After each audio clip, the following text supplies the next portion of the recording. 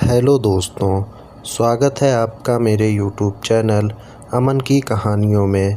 अगर आपको डरावनी कहानियाँ सुनना पसंद है तो आप इस चैनल को सब्सक्राइब ज़रूर करें।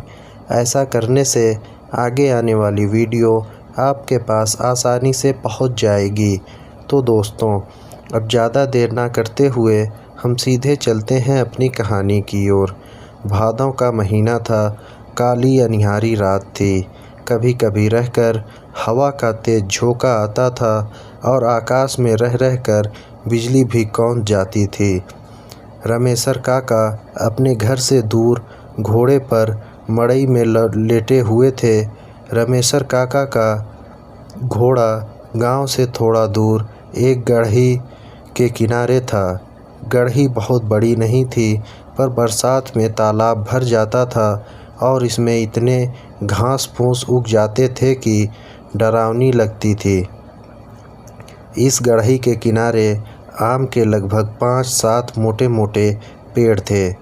दिन में जिनके नीचे चरवाहे गोटी या चिक्का कबड्डी खेला करते थे और मजदूर या गांव का कोई व्यक्ति जो खेत घूमने या खाद आदि डालने गया होता था आराम फरमाता था वहाँ पे।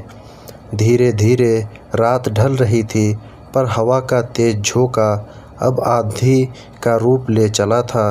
आम के पेड़ों की डालियां की टकराहट की डरावनी आवाज़ उस भयंकर रात में भी रमेशर काका की मड़ई में बंधी भैंस को भी डरा रही थी। और भैंस डरी सहमी हुई रमेशर काका की बस खटिया से चिपक कर खड़ी हो गई थी।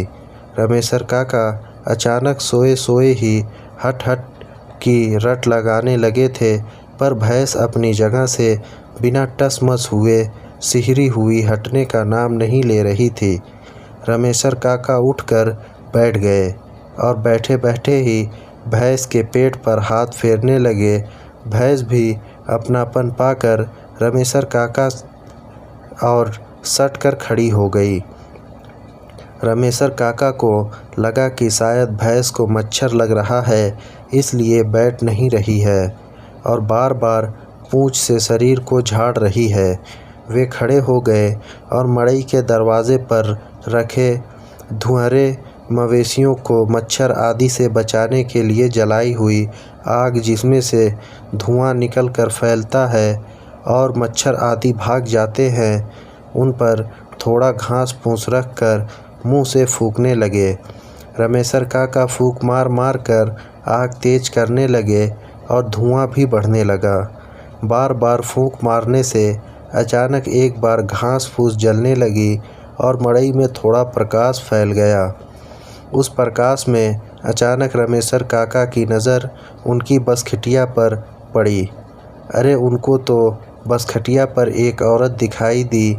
उसे देखते ही उनके पूरे शरीर में बिजली कौंध गई और इसके साथ ही आकाश में भी बिजली कड़की और एक तेज प्रकाश हुआ। रमेशर काका डरने वालों में से तो नहीं थे, पर पता नहीं क्यों उनको आज थोड़ा डर का आभास हुआ। पर उन्होंने हिम्मत करके आग को और तेज किया और उस पर सूखा पुआल रखकर पूरा जोर प्रकाश पर दिया। अब उस पुआल के अंजोर में वह महिला साफ साफ नज़र आ रही थी। अब रमेशर काका उस अंजोरे में उस औरत को अच्छी तरह से देख सकते थे। रमेशर काका ने धुआंरे के पास बैठे बैठे ही जोर की हाँक लगाकर पूछा, कौन है वहाँ? पर उधर से कुछ प्रतिक्रिया ना पाकर वह सन्न रह गए। उनकी समझ में कुछ भी नहीं आ रहा था कि अब क्या करना है। वे मन ही मन कुछ बुदबुदाए और उठकर खड़े हो गए।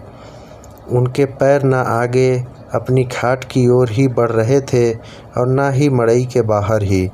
अचानक खाट पर बैठी महिला अट्टहास करने लगी। उसकी तेज भयंकर डरावनी हंसी ने उस अंधेरी काली रात को और भी भयावह बना दिया। रमेशर काका पर अब सहज हो चुके थे। उन्होंने सब सोच लिया था कि डरना नहीं है, क्योंकि अगर डरा तो मरा। रामेश्वर काका अब तन कर खड़े हो गए। उन्होंने मड़ई के कोने में रखी लाठी को अपने हाथ में ले लिया। वे फिर से बोल पड़े, कौन हो तुम? तुमको क्या लगता है मैं तुमसे डर रहा हूँ? कदापित नहीं। और इतना कहते ही रामेश्वर काका भी हंसने लगे। पर सच्चाई यह थी कि रामेश्वर काका अंदर से पूरी तरह डरे हुए थे। रामेश्वर काका का वह रूप देखकर वह महिला और उग्र हो गई और अपनी जगह पर खड़ी होकर तड़पी, तू डरता नहीं ना? मैं बताती हूँ। मुझे रामेश्वर काका को पता नहीं क्यों अब कुछ और बल मिला और डर और भी कम हुआ। वे बोल पड़े, बता क्या करेगी तू मेरा? जल्दी यहाँ से निकल, नहीं तो इस लाठी से मार मार कर तेरा सिर फोड़ दूँगा। इतना कहते ही रामेश्वर काका ने अपनी लाठी तान ली। महिला चिल्लाई, तू मुझे मेरी घर से निकालेगा? अरे मेरा बचपन बीता है इस मड़ई में। यह मेरा घर है, मैं बरसों से यहीं रहती आ रही हूँ। पर पहले तो किसी ने कभी नहीं भगाया, यहाँ तक कि भैया, कुछ ग्रामीण क्षेत्रों में पिताजी को भैया भी कहते हैं, उन्होंने भी नहीं। अब पता नहीं क्यों रामेश्वर काका का गुस्सा और डर दोनों शांत हो रहे थे। उनको अब लग रहा था कि उनके सामने जो महिला खड़ी है उसको वो जानते हैं, उसकी आवाज़ पहचानते हैं। रामेश्वर काका अब लाठी पर अपने शरीर को टिका दिए थे और दिमाग पर जोर डालकर यह सोचने की कोशिश करने लगे कि यह कौन है, और अगर पहचान की है तो यह चुड़ैल के रूप में भयंकर विकराल चेहरे वाली क्यों है? ओह, तो यह बात है, बलेसरा बहन है क्या? अचानक उनके दिमाग में कौंधा, नहीं, बलेसरा बहन नहीं है वो हो सकती, उसे तो मरे हुए 25 साल हो गए हैं। रामेश्वर काका अपने अतीत में जा चुके थे, उनको सब कुछ याद आ रहा था। उस समय उनकी बलेसरा बहन 12-14 साल की थीं और उसी उम्र में उनसे 3-4 साल बड़ी थीं। चारा काटने से लेकर गोबर गोथार करने में दोनों का भाई बहन साथ साथ लगे रहते थे। एक दिन दोपहर का समय था और इसी गढ़ी पर, इन्हीं आमों के पेड़ों पर गांव के कुछ बच्चे ओल्हा पाती खेल रहे थे। बलेसर बहन बंदरों की भांति इस डाली से उस डाली उछल कूद कर रही थी। नीचे चोर बना लड़का पेड़ों पर चढ़ने लड़कियों को छूने की कोशिश कर रहा था। अचानक कोई कुछ समझ इससे पहले बलेसरा बहन जिस डाली पर खड़ी थी वह टूट गई और बलेसरा बहन औंधे मुँह ज़मीन पर गिर पड़ी थी। सभी बच्चों को थकुआ मार गया था और जब तक बड़े लोग आकर बलेसरा बहन को उठाते तब तक उसकी ज़िंदगी समाप्त हो चुकी थी। रामेश्वर काका अभी यही सब सोच रहे थे, तब तक उन्होंने उस औरत के रोने की आवाज़ सुनाई दी, बिल्कुल बलेसरा बहन की तरह।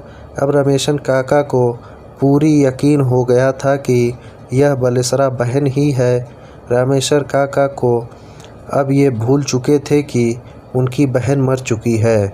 वे दौड़कर खाट के पास गए और बलेसरा बहन को अखबार में पकड़कर रोने लगे। उन्हें कुछ भी सूझबूझ नहीं थी। सुबह हो गई थी और वे अभी भी रोए जा रहे थे। तभी उधर कुछ लोग कुछ काम से आए और उन्होंने रामेश्वर काका को रोने की आवाज़ सुनाई दी। उन्होंने मड़ई में झांक कर देखा तो रामेश्वर काका एक महिला को अखबार में पकड़कर रो रहे थे। उस महिला को देखते ही यह सभी लोग सन्न रह गए, क्योंकि वास्तव में बलेसरा ही थी जो बहुत समय पहले भगवान को प्यारी हो गई थी। धीरे धीरे यह बात पूरे गांव में आग की तरह फैल गई और उस गढ़ी पर भीड़ लग गई। गांव के बुजुर्ग पंडित जी ने कहा कि दरअसल बलेसरा बहन मरी तो वह बच्ची थी, उसकी अंतिम क्रिया करनी चाहिए थी, पर उसे बच्ची समझकर केवल दफना दिया गया और अंतिम क्रिया नहीं किया गया। उसकी आत्मा भी भटक रही है। लोग अभी आपस में बात कर ही रहे थे कि तभी रामेश्वर काका बलेश्रा बहन के साथ मड़ई से बाहर निकले। बलेश्रा गांव के लोगों को एकत्र देखकर फूट फूट कर रोने लगी। सब लोग उसे समझा रहे थे, पर दूर से ही रामेश्वर काका के अलावा किसी को भी हिम्मत नहीं होती थी कि वह बलेश्रा के पास जाए।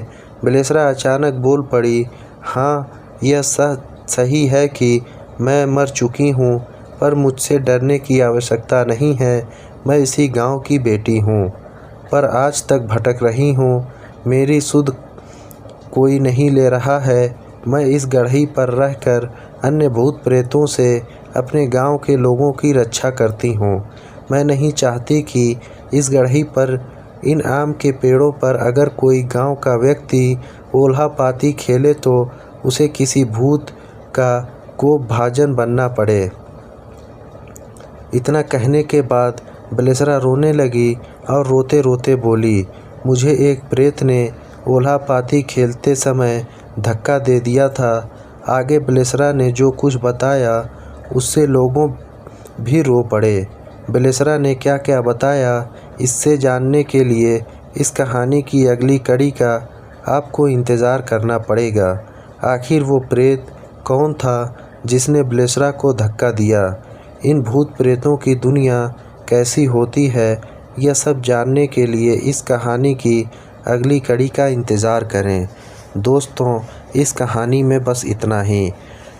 ये कहानी आपको कैसी लगी, आप कमेंट बॉक्स में अपनी राय ज़रूर दें, और अगर आप इस कहानी का अगला पार्ट सुनना चाहते हैं तो कमेंट बॉक्स में कमेंट ज़रूर करें। तब तक आप अपने और अपने परिवार वालों का ध्यान रखें। हम फिर मिलेंगे किसी नई कहानी के साथ। धन्यवाद।